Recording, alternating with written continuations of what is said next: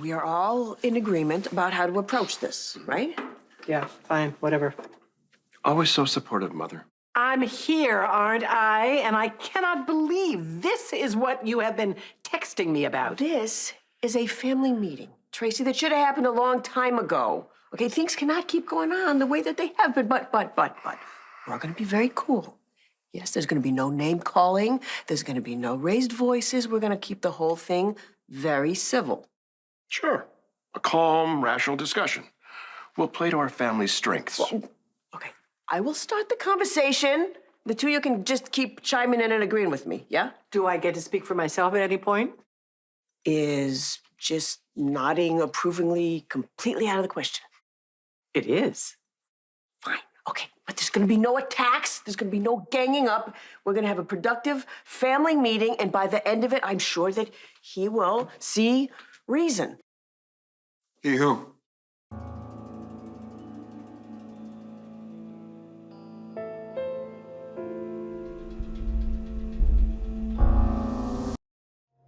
Sorry I'm late, I was on a work call. You said you needed me for a family meeting? About what?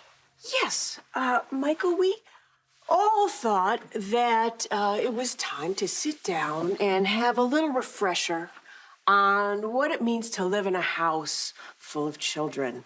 Because children learn by watching. They watch what we do and how we go on about our lives, which is why it's so important to always set a good example. Because children are like little sponges, Michael. They're always absorbing everything. Okay, sure, yeah. And to that end, we feel...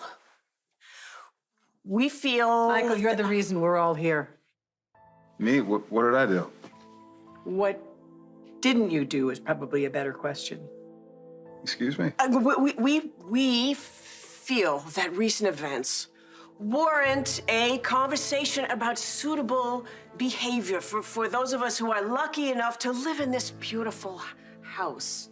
Because we as a family would like to move forward in such a way that adult needs can be met without encroaching on the sensibilities of others or tainting the innocence of young children. Oh, Olivia, just tell him you're not talking to the Pope.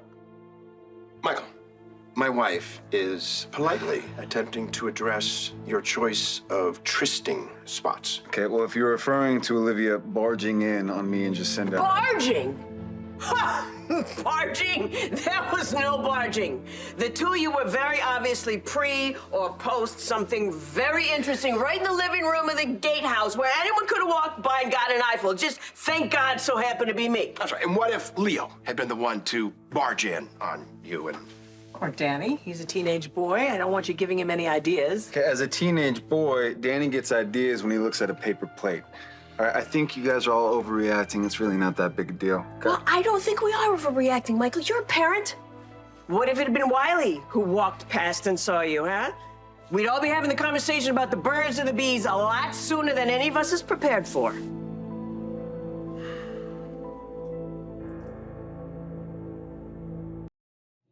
Look, I don't think I need to remind anyone. I lived in the gatehouse for years. Okay, I'm comfortable there.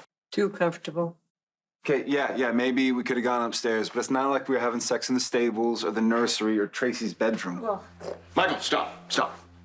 Look, we're all adults here, and I know that it can be difficult to find privacy in this house, and I'm sure the next time you bring Jacinda home... Well, he's gonna keep his clothes on?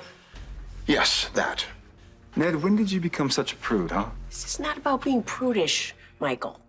And frankly, it's not really even about the locale. Okay, what's it about then?